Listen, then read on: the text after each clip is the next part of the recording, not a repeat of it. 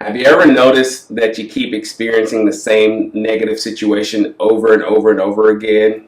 There's an ancient story from a spiritual text that I actually find inspiration from whenever I find myself in a negative situation that I just can't seem to escape. And that's the story of the Hebrew people escaping slavery from Egypt on their way to the promised land that was promised to them, that was described as a land flowing with milk and honey. And so there was a wilderness or a desert in between them escaping slavery and then getting to their destination of a good life. And what they did was actually took an 11-day journey. It was only 11 days for them to walk from slavery to freedom, and it actually took them 40 years to make that journey.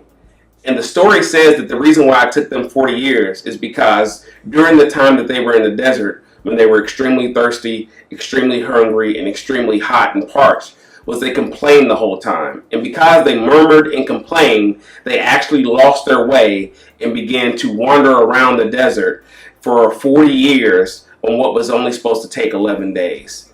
And that's something that we can actually learn from. When we notice that we're actually in a circumstance and we can't escape it, or if we keep experiencing the same negative situation over and over again, the key to freeing ourselves from that repeated negative situation is to stop complaining and begin being thankful for what is happening in the midst of the desert, in the midst of the dry place, in the midst of the hot place, in the midst of those negative circumstances. So even in a negative situation, there's something to be thankful for. There's something to celebrate, and there's something to be happy about. And if we begin to focus in on those and be thankful, we'll find that those negative situations are short-lived, and we actually can get through those much quicker and much freer and begin to enjoy life as it is meant to be.